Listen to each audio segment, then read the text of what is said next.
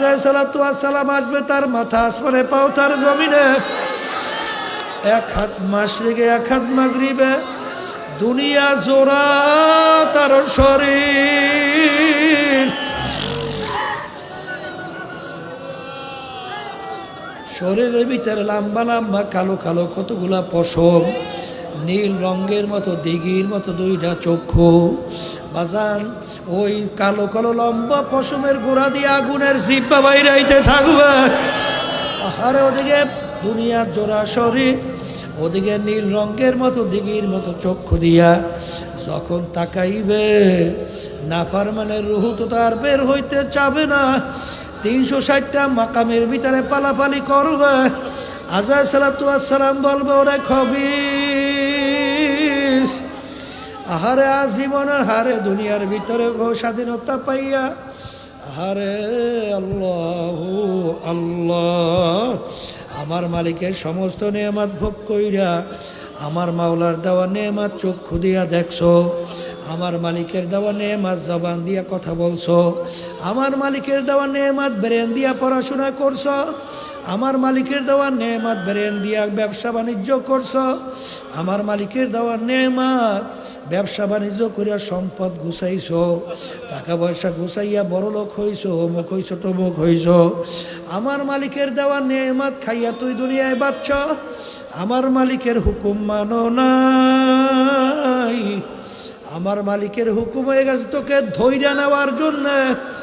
এই কথা বইলা যখন আজরাইল সালাতু ওয়াস সালাম ওই নাফরমান রূহটাকে খপ কইরা ধরবে, ধৈর্য যখন টান মারবে,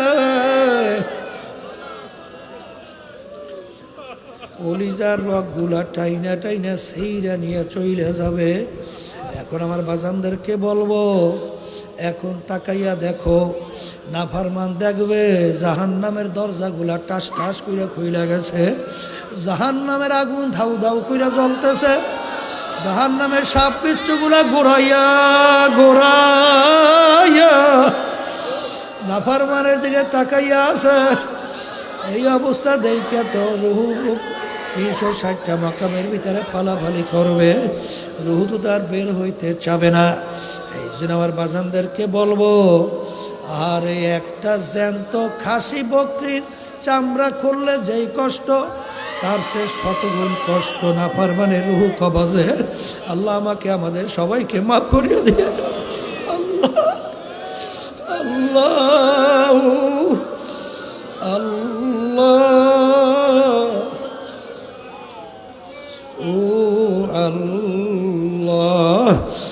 আর যদি দিনদার হইয়া বাজান মৌতের বিছানায় শুইতে পারো, আরে মায়ের বুক যখন সন্তান দুধ পান করে, মায়ের দুধ বুকের থেকে বাইর হইয়া গেলে মা যেরকম অনুভব করতে পারে না, এরকম হারে মুমিন বান্দা বান্দীদের রূহ এইভাবে বের হইয়া যাবে।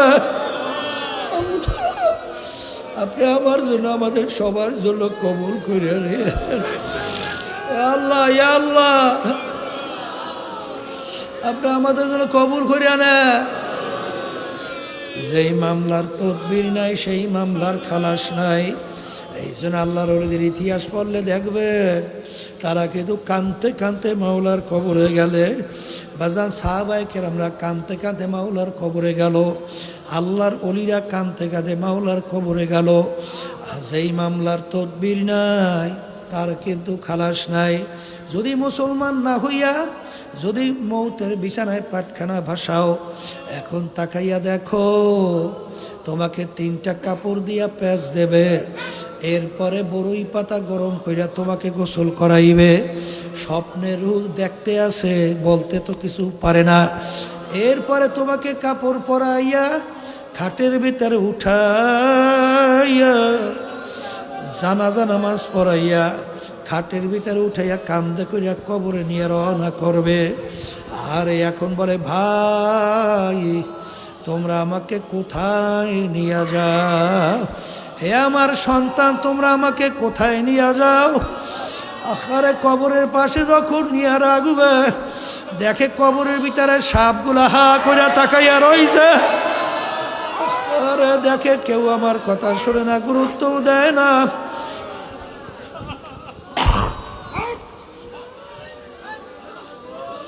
কবরের ভিতরে দুইজন লাফ দিয়ে নাইমে যাবে। এরপর ওকে ধরাধরি কইরা কবরের ভিতরে যখন নামাবে, আরে শেষ ব্যক্তি দোয়া করে যখন উঠবে, তখন আল্লাহু আকবার নাফরমানের রূহ খপ করে তার পা জড়াইয়া ধরবে। ভাই তোমার পা ধরছি, আমাকে একা রাইখা যাইও না। আল্লাহ আল্লাহ, কেউ তার কান্না শোনেও না, মায়াও লাগে না। এরপরে দেখতে আসে বাঁশের ছাউনি শুরু হয়ে গেল। এইবার বরফের পর বরফ দেওয়া শুরু হয়ে গেল। এরপরে মাটির পর মাটি,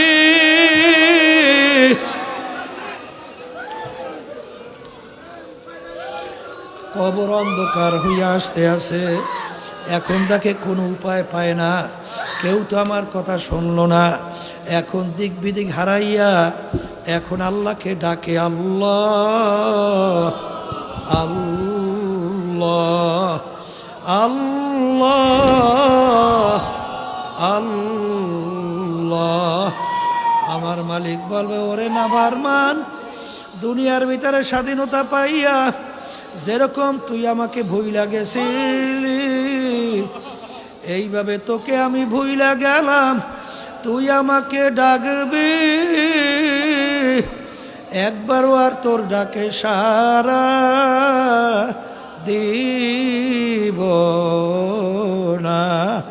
আল্লাহ রাব্বুল আলামিন বলে, হে কবরের মাটি, নাফরমান আমার সমস্ত নেয়ামত খাইয়া আমার হুকুম মানে নাই। এ কবরের মাটি দুই পাশ থেকে এমন ভাবে চাপ মারো,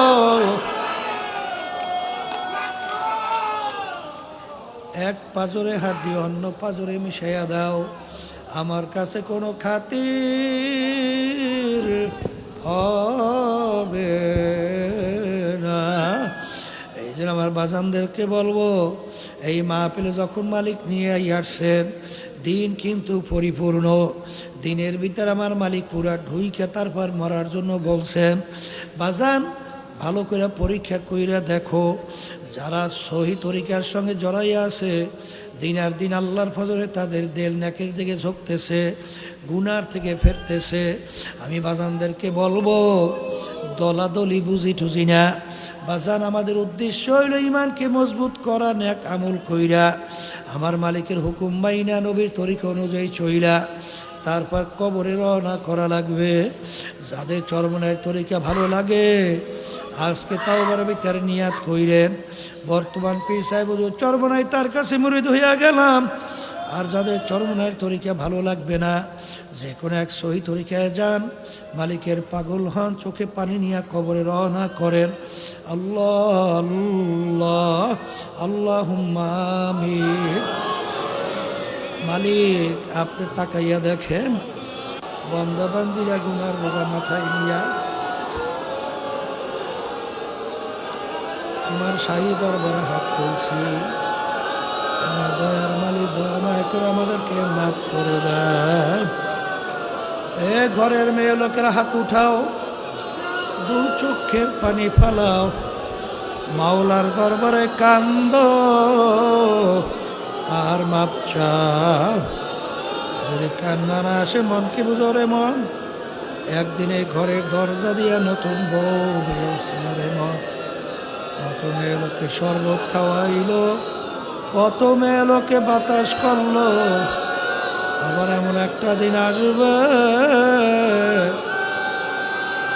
এই ঘরের দরজা দিয়া মরা লাশ হইয়া বের হওয়া। ছেলে কানবে মামা করে, মেয়ে কানবে মামা করে, জবাব তো আর দিবা না। আল্লাহ আমাদেরকে মাফ করে দেন। সুবহান রাব্বিকা রাব্বিল ইজ্জাতি আম্মা ইয়াসিফুন।